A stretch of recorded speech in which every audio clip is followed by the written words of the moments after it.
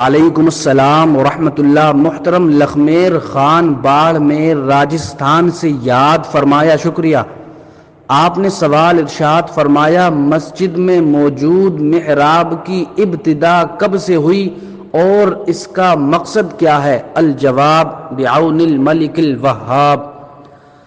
محترم، اول یہ کہ اہل لغت اور شارحین کی بحث کا خلاصہ یہ ہے کہ محراب مسجد کے اس حصے کو کہتے ہیں جہاں پر کہ نماز ادا کی جاتی ہے، تو اس معنی کے لحاظ سے محراب کی ابتدا اسی وقت سے ہے جب سے کہ مسجد موجود ہے۔ دوم یہ کہ محراب حقیقتاً جہت قبلہ میں وسط مسجد کو کہتے ہیں، جس کی صحیح غرض سمت قبلہ اور وسط صف کی تعیین ہے، تو اس معنی کے لحاظ سے محراب کی ابتدا حضور علیہ الصلاۃ والسلام کے بابرکت دور سے ہوئی ہے، جیسا کہ عمدۃ القاری میں ہے۔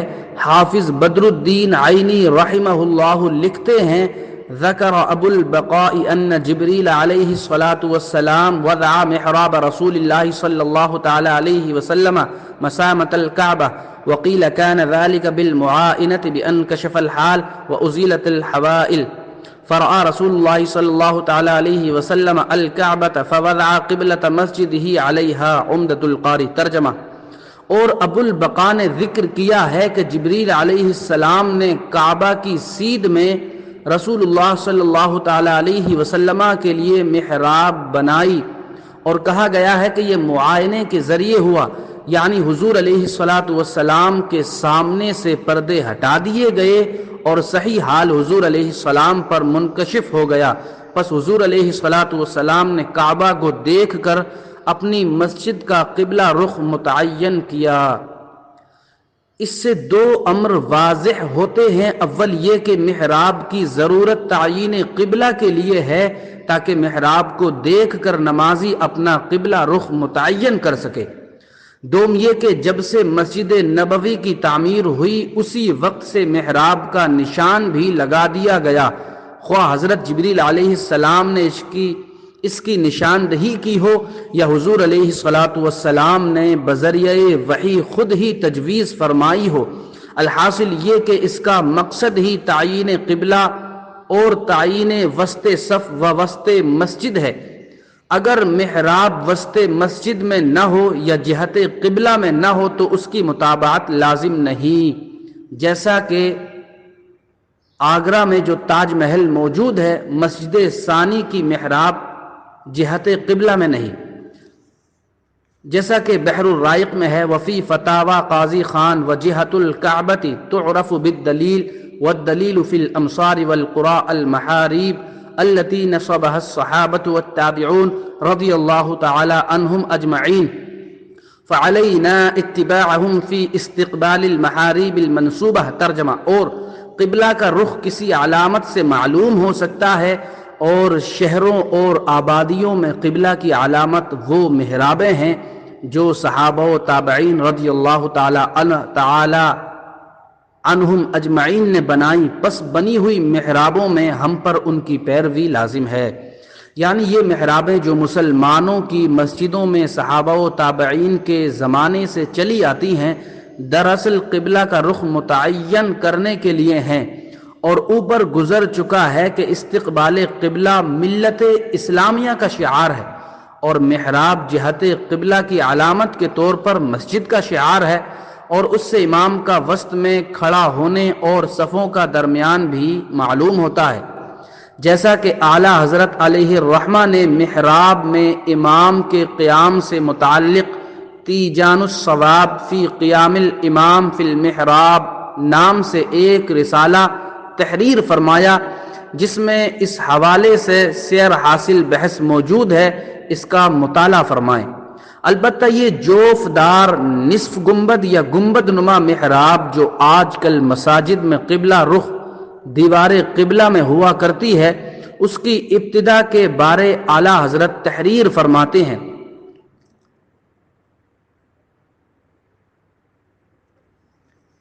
کہ محراب تمام ائمہ فن کے نزدیک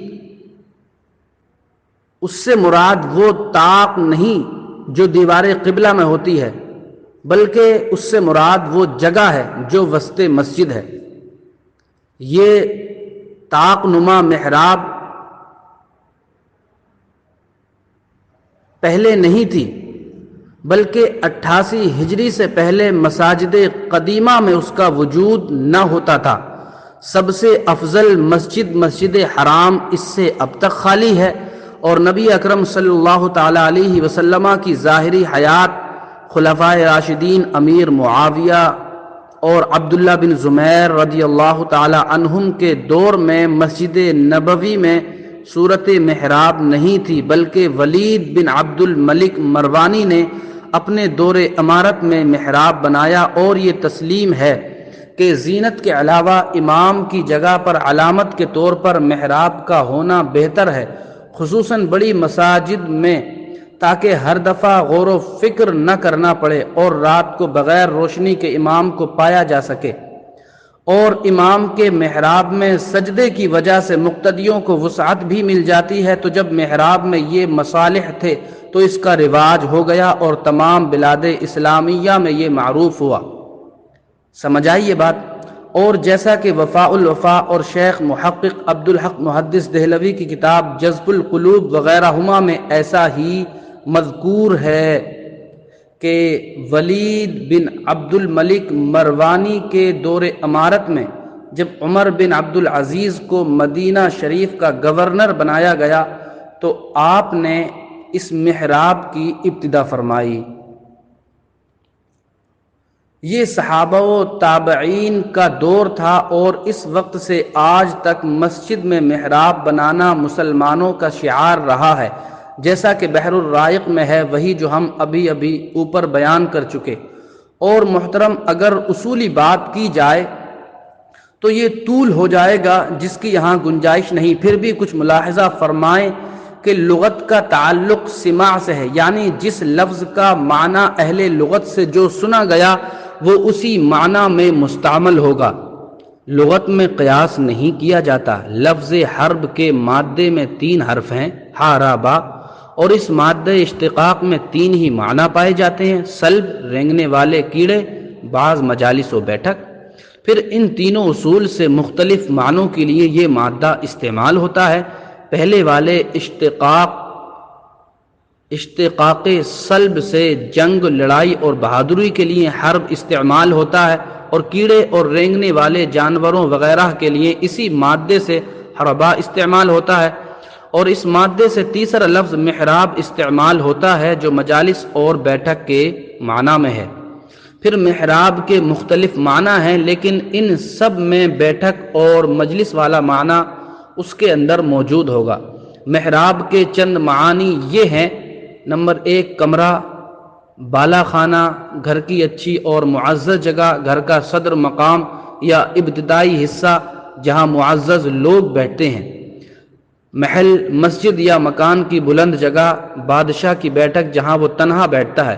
انہی معنی کے پیش نظر امام کے کھڑے ہونے کی جگہ کو محراب کہتے ہیں، اس لیے کہ وہ مسجد میں سب سے معزز جگہ ہوتی ہے۔ یہ اسی طرح سے تفصیلی بحث ہے۔ محترم، مرقات المفاتیح شرح مصقات المصابیح میں جو مذکور ہے، یا لسان العرب یا مقایس اللغہ، دیگر جو لغت ہیں، ان میں یہی تفصیل موجود ہے، لیکن ہم خلاصہ پیش کیے دیتے ہیں۔ اعلیٰ حضرت نے بھی تیجان الثواب فی قیام الامام فی المحراب میں اس کو ذکر فرمایا ہے کہ محراب کی 2 صورتیں ہیں، ایک تو حقیقی، دوسری صوری۔ حقیقی وسط مسجد کو کہا جاتا ہے، صوری جو طاق نما موجود ہیں۔ بعض کتب میں جو کہا گیا ہے کہ محراب سے مراد وہ نہیں جو طاق ہوتی ہے، بلکہ وہ ہے جو وسط مسجد ہے، تو یہ اسی کا جواب ہے۔ اور ایک اس کا اعتراض دفع کرتے ہوئے اعلیٰ حضرت نے جو ان کی قسمیں کی، حقیقی اور صوری کی، تو اس کا جواب آپ نے یہ دیا ہے کہ بعض کتب میں محراب میں کھڑے ہونے کو سنت اور بعض میں مکروہ، تو جہاں پر سنت ہے اس سے مراد محراب حقیقی ہے، اور جہاں پر مکروہ ہے اس سے مراد محراب صوری ہے، کہ اس میں شبہ ہوتا ہے دوسرے مکان میں کھڑے ہونے کا، یا پھر امام کے مشتبہ ہونے کا، یا پھر امام محمد کے قول کے اطلاق کے سبب۔ باقی